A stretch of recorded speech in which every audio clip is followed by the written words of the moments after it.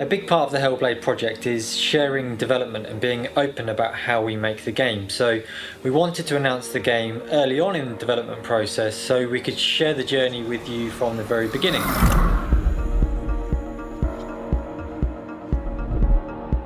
Something we always do at Ninja Theory is create a previs trailer at the very beginning of development to define the art style, the mood and the tone of the game.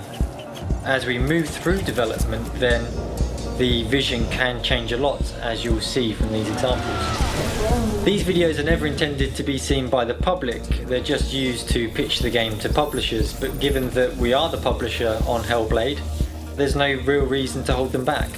We used to create these in CG, but these days we create them in engine.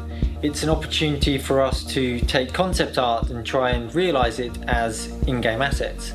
So we can test whether a character will hold up, we can test whether we can recreate the atmosphere and mood of the art, and we can also test our ability to overcome any technical difficulties. It was also an opportunity to take the tech art experiment, the performance capture tech, and the character tech that we'd been prototyping to see if it held up. At the beginning of this trailer we had very limited resources. We didn't have any designers or animators, and we only had one programmer, and much of his time was being spent on another project.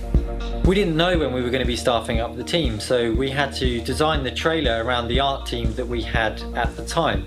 And this consisted of a concept artist, an environment artist, a character artist and an art director. I proposed an idea that was just focusing on revealing Senua as a character and hinting at some of the themes that surround her story.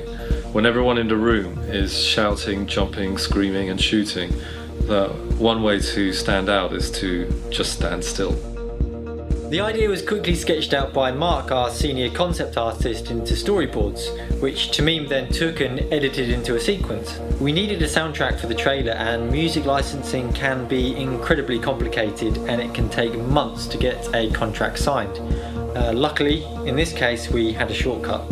A few years ago I met Danny and Emily from a band called Passarella Death Squad, and we had remained friends ever since. They just recently released a gorgeous track called Just Like Sleep, and so I tried it out in the edit and it just felt really good, it felt right for it. Luckily they were very happy to help out. Knowing that we could use this track, I created a very rough edit that was timed to the music. So in Maya we could now block out the environments and the cameras and iterate very quickly in grey box form until we had precisely locked down what we wanted to see at every shot. As we started locking down the view, we would take screenshots and give it to Mark, our concept artist, who would overpaint these into full-blown illustrations. So now that we had the camera set and we had some great illustrations from Mark, we could go ahead and start dressing the scene in full 3D in Engine. Dan set about creating the in-game assets at this point in Unreal Engine. Where possible, we would use real-world reference if we could. So, for example, I brought in a kitchen knife that was made of hand-folded metal. Melina brought in a fox skull that she found on a dog walk. Claire ordered some leather and material samples over the internet for Senua's dress. And Craig brought in a potato sack. So it was around this time that Sony got in touch and asked if we wanted to announce the game at Gamescom at their press conference. The only problem was that we'd been working to one deadline and their deadline was a week earlier. But this was such a great opportunity, we couldn't turn it down, so we went for it. At this early stage we didn't have an actress to play Senua, so Melina stepped in to take up the role. Her skin details, wrinkles and pores were captured in 3D using a device that Stu and Craig had developed in-house. In Heavenly Sword, I believe that we were the first game to actually use performance capture, but it can take months to prepare for a shoot. The shoot itself takes weeks, it can cost hundreds of thousands of dollars, and it can be months before you get the data back.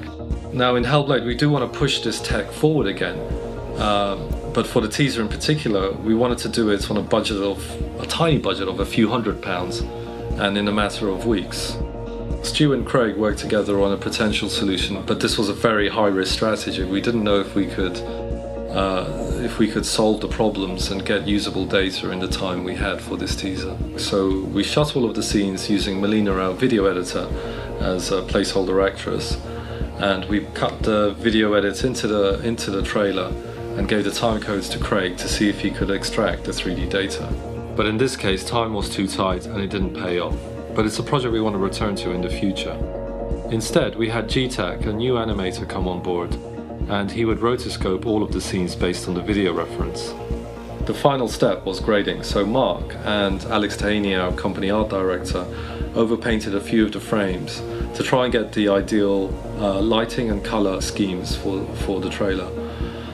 These would then have to be replicated for the final trailer, both in-engine by setting up lights in 3D space and in post.